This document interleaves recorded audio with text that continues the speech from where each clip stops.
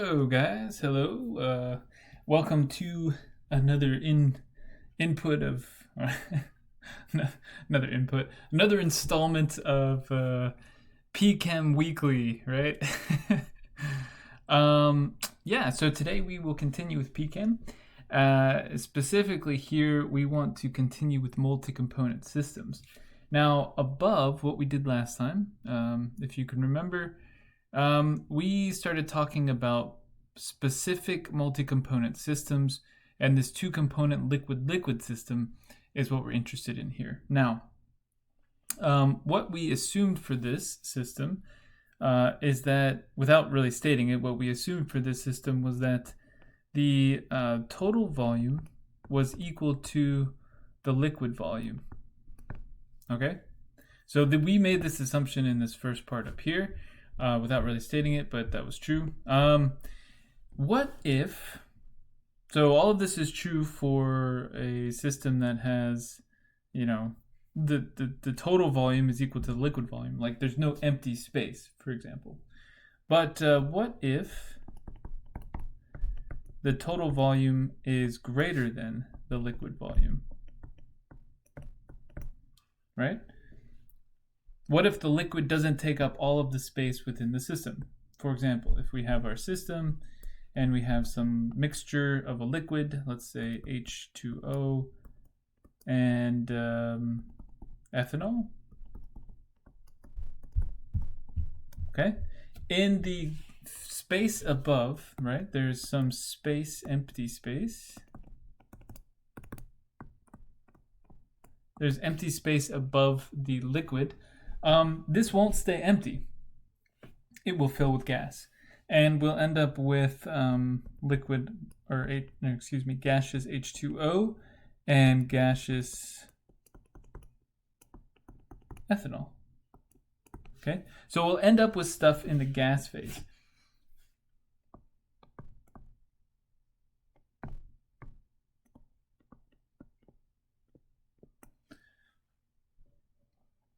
Okay, and it'll fill up with the vapor until the vapor pressure, P vape, is reached.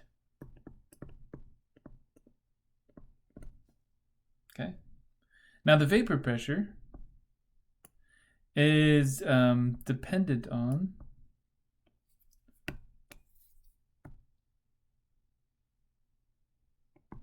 if you recall from Gen Chem, the vapor pressure depends on the identity of the liquid, the temperature of the liquid, and the mole fraction of the liquid. So how much of that liquid is actually present within the mixture, and importantly, this is the mole fraction of the liquid phase, not the gas phase. Okay, so the mole fraction of the liquid phase is what we're talking about here. And at equilibrium,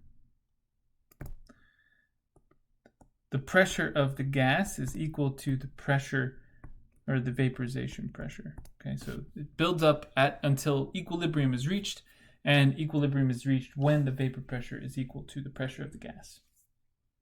Okay, so in a two-component mixture,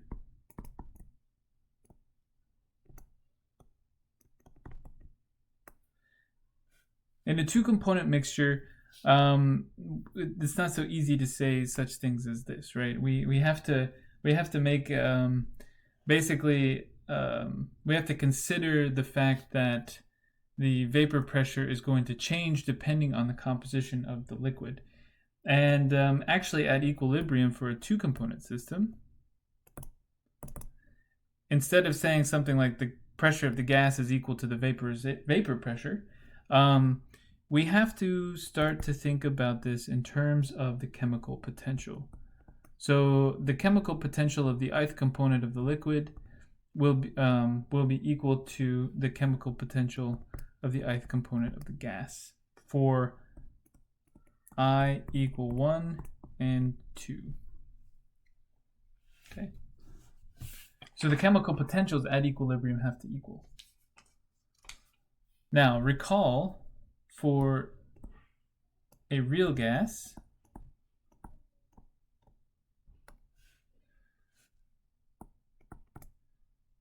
the chemical potential of the gas is defined as the chemical potential of the gas at standard temperatures and pressure plus RT times the natural log of the fugacity over the standard pressure,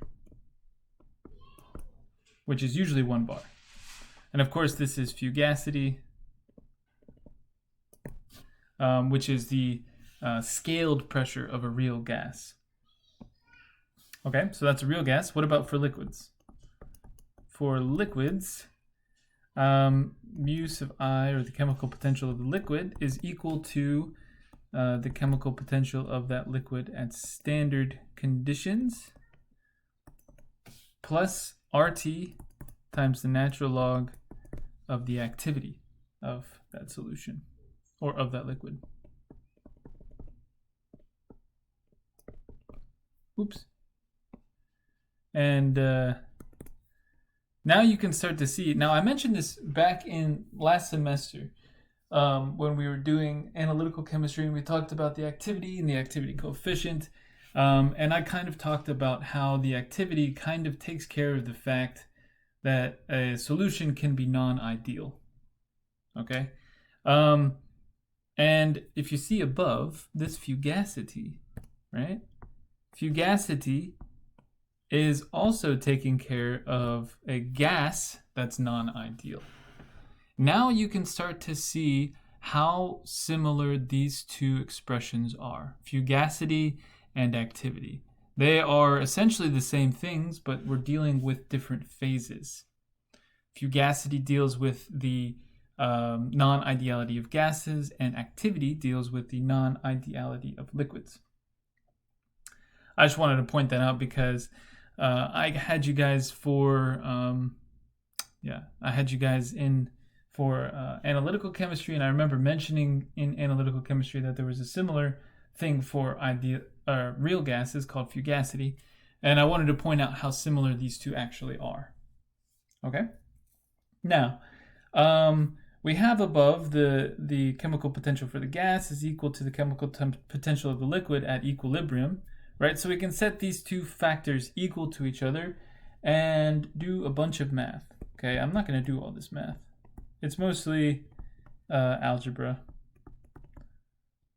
Boring, run-of-the-mill algebra, right? To solve for... Oh, sorry, that was loud.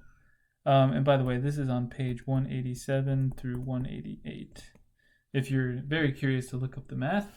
And eventually what we end up with is the chemical potential for the ith component of the liquid is equal to the chemical potential for the ith component prime of the gas plus RT natural log of chi I, where chi I... Oh, wait. Am I skipping ahead?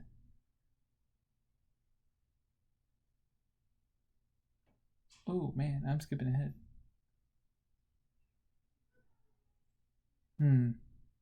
Well, that's okay. It's still just a bunch of math. Actually, yeah, this kind of makes sense to skip to this point. Right. So this, as I mentioned above, is the mole fraction of the liquid, right? This is the mole fraction of the liquid.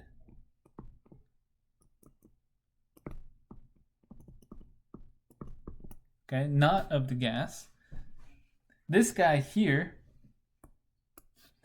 is defined, it's just a constant term, so that's why we gather it all together. This is defined as the chemical potential for the gas under standard conditions plus RT times the natural log of Pi star over P naught, where Pi star is the equilibrium vapor pressure of a single pure component.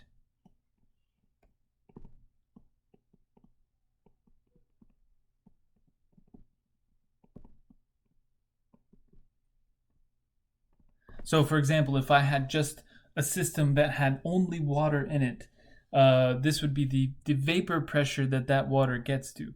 Now, it turns out that this vapor pressure is dependent on the amount of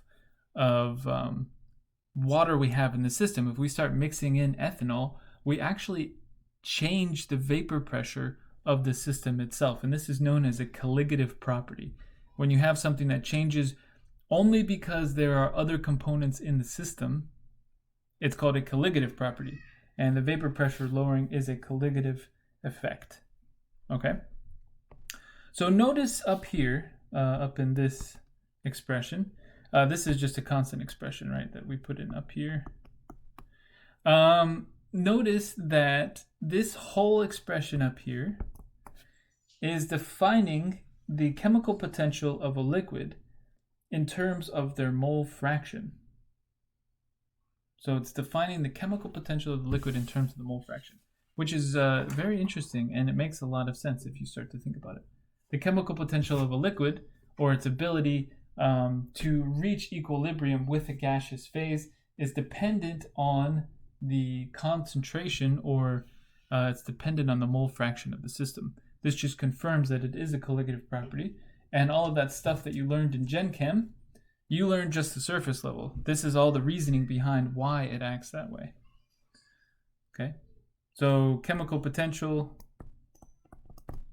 of the liquid depends on mole fraction. Wow. Who knew? We all knew, actually. And we told you in Gen Chem. But this is how we know, right? Right.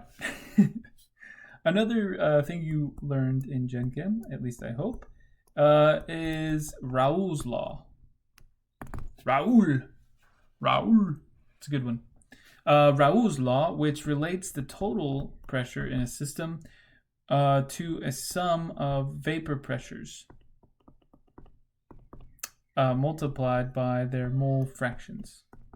You guys remember this? So if we have a two-component system, the total pressure in the system will be related to the mole fraction in the liquid phase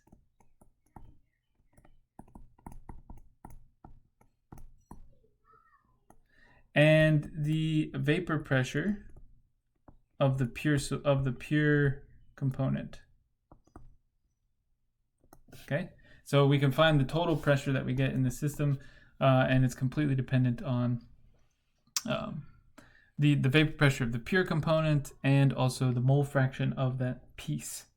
Okay, and I have to note here that this is for an ideal gas. Okay, and this is using Dalton's law, which tells you that the total pressure is the sum of the partial pressures. So I'm using Dalton's law and Raoult's law here to define the total pressure in terms of the individual partial pressures, which are given by Raoult's law as the mole fraction multiplied by the pure vapor pressure.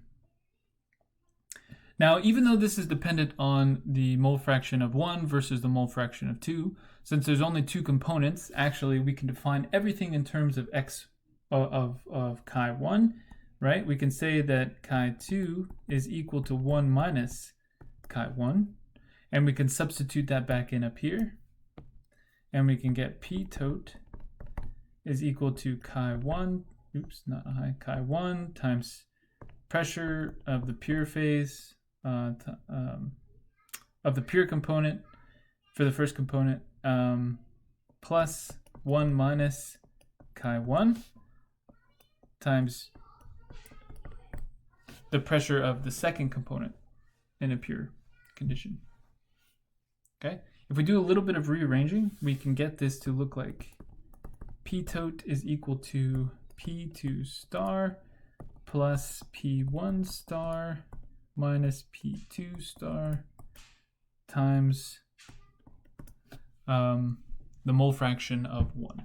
Now remember, this is mole fraction in the liquid phase. And what does this look like to you? What kind of equation does this look like to you?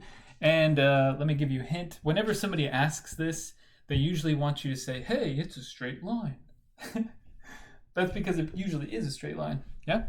So we have y is equal to b plus m times x, right? So this is a straight line, and we can actually plot this. So let's do that. We have, by the way, do you guys see how the lines I added lines in here. Isn't that cool? Makes it less likely that I draw crazy, crazy weird angles in my drawing on the board. So you're welcome. You're welcome. I actually found it on accident. Yeah, it's a hotkey. So if you press Control-Shift-R, the lines come, and if you press Control-Shift-R again, the lines go away. Well, Control-R is my hotkey for recording these lectures. So I accidentally pressed Control-Shift-R one day, and I got lines, and it was startling, but super useful. Anyway, so here we have pressure versus mole fraction of one component. So on this end, we have 0 amount of mole of 1, and on this end we have 100% of 1. And in between, we have a bunch of stuff here. Okay, and then so that means that at 0, since mole fraction of 2 is equal to 1 minus mole fraction of 1, that means that we have 100% of 2 on the left side. Now there are 2 points in this graph. This is the pure vapor pressure of 2, and this is the pure vapor pressure of 1. There is a straight line connecting these two. Whoa, actually, that wasn't so straight. Let's try again. Okay, there's a straight line connecting these two, and this straight line is given directly by this equation here. Okay, so the total pressure between the two is given by this equation above as a function of mole fraction of 1. Now, if you look at the individual components, P1 and P2, you find that P1 grows over time all the way up to the total amount of P1, and P2 decreases over time all the way to 0 as you increase the mole fraction of 1. So this is P1 and this is P2, and this is just the sum of P1 and P2, or P tot, equal to P2 star plus P1 star minus P2 star times the mole fraction of 1. Okay, so this is the total pressure above the liquid in terms of the mole fraction of the liquid phase, which is useful, but what about the mole fraction of the vapor phase? Okay. So what are mole fractions of the vapor phase? You might guess naively that they are the same as the mole fractions of the liquid phase, but it turns out that the mole fraction of the vapor phase does not equal the mole fraction of the liquid phase. And actually they are quite a bit different. So we're going to use a different symbol to convey the mole fraction of the vapor phase. We'll call it Y1 or Y sub I. In our case, there's 2 components, so we'll call it Y1 and Y2. Okay, so these are these are the mole fraction of the vapor phase. Okay, mole fraction of the vapor phase. And we can solve for these using the idea that Y1 is equal to P1 over the total pressure. Okay, this is actually using Dalton's law again. Okay, we can again write this as P1 over P1 plus P2, right? This is the total pressure. And using Raoult's law, we can actually take this and put it in terms of the mole fraction of the liquid. So we have x1 P1 star over x1 P1 star plus x2 P2 star, right? And then we can write this y1 is equal to x1 P1 star over x1 P1 star plus 1 minus x1 P1 star. Now they're all in terms of x1, or the mole fraction of the first component of the liquid. We can find a similar expression for y2. y2 is equal to mole fraction 2 times P2 star divided by mole fraction of 1 times P1 star plus 1 minus X1 times P1, P2 star. There we go. Okay, so these are similar expressions. But the problem is, oh, wait a minute. No, this makes sense. This is fine. Okay, so we have mole fractions in terms of the liquid phase mole fractions. Okay, so if you're given, for example, what if I have a hexane heptane mixture? Okay, so I have some solution of mixture of hexane and heptane, and I have 0.5850 to 0.4, what is that, 4150 hexane to heptane, where this is the mole fraction of hexane, and this is the mole fraction of heptane. Okay, or mole fraction of component 1 versus mole fraction of component 2. If we know the vapor pressure for hexane and heptane in pure components, we can use these equations up here and solve for Y1 and Y2, or Y hexane and Y heptane. Let's see, Y hexane ends up being 0.7896, and Y heptane ends up being 0.2104. Okay, so you can see that they are completely different.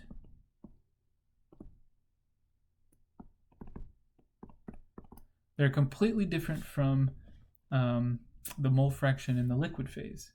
And this is because it has to do with the individual pressures, vapor pressures of the pure component. Okay, so those are going to change and necessarily going to change the mole fraction in the vapor phase. Okay, so we have the total pressure in terms of X1. How about the total pressure in terms of vapor phase mole fractions? Can we do that? And what would that give us?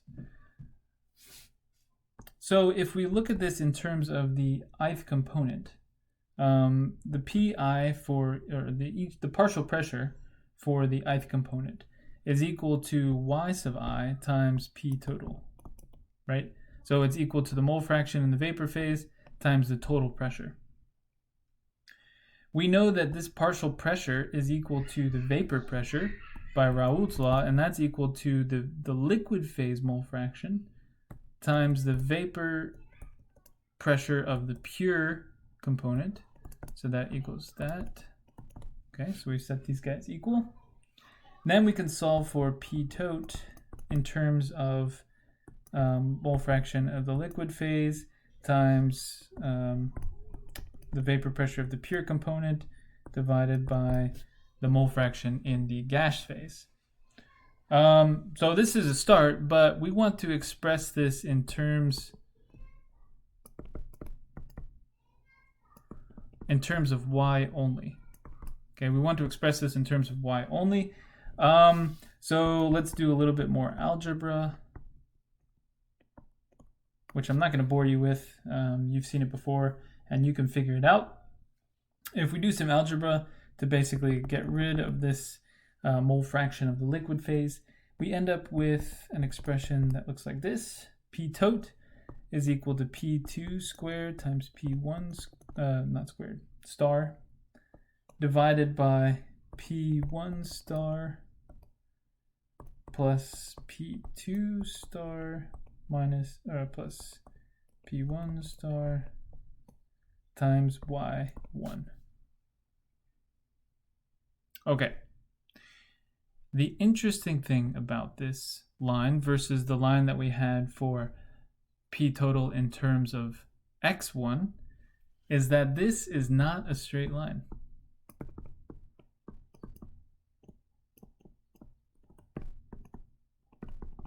It gives us a 1 over X line, which is a curved line, or 1 over Y line, which is a curved line.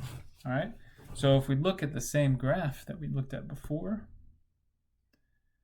where we have P2 star and P1 star and P And well, you know what? Let's make this really nice, and then I'll just copy it.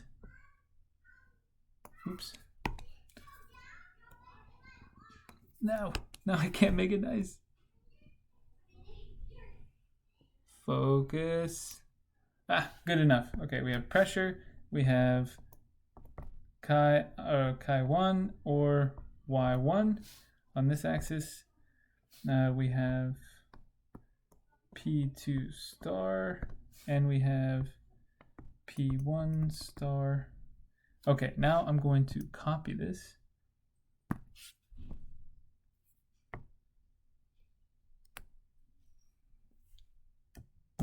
So that we can use it later. Oh no, it didn't copy the P. Why not? Okay, let's try it again.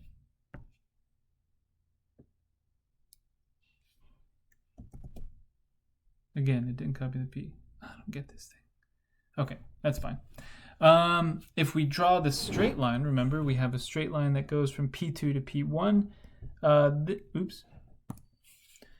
This is this first equation that we found, which was, let's see, that would be P tot is equal to P2 star plus P1 star plus P2 star. Oh no, minus P2 star. Minus P2 star times chi1.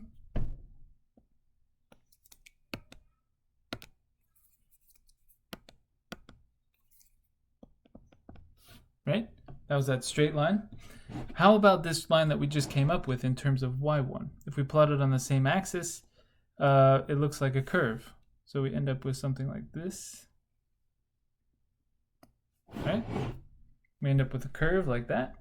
And this line here is P tot is equal to P2 star P1 star divided by P1 star plus P1 star plus P2 star times y1. Okay, so there's two lines here, and one is curved and one is straight. This is called, the curved line is called the dew point line.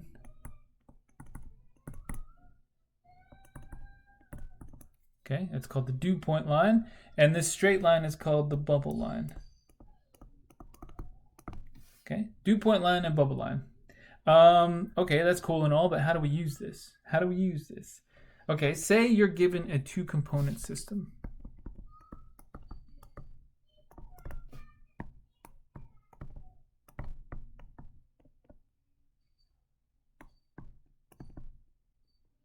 Okay, you're given a two-component solution with a specific mole fraction of the component of the liquid phase. Okay.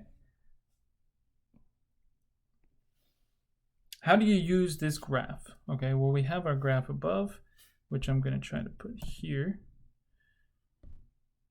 Okay, that was fairly good. Fine. Why is it so far over, though?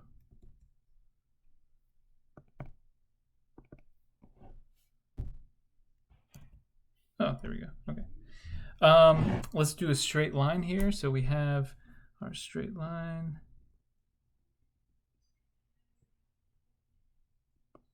We have a curved line. Oops.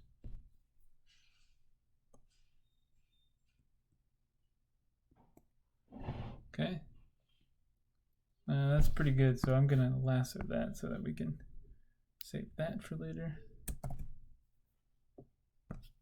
Okay, if I give you some solution with a specific x1, right, I can look at that solution, and I can look at that x1, and I can make a vertical line all the way up to the total, or the bubble line, okay, and this gives the vaporization pressure for the liquid, right? That gives the P vaporization for the liquid. Now, if I draw a straight line over horizontally to the dew point line, And then I draw a vertical line directly down from there. I get the composition of the vapor phase.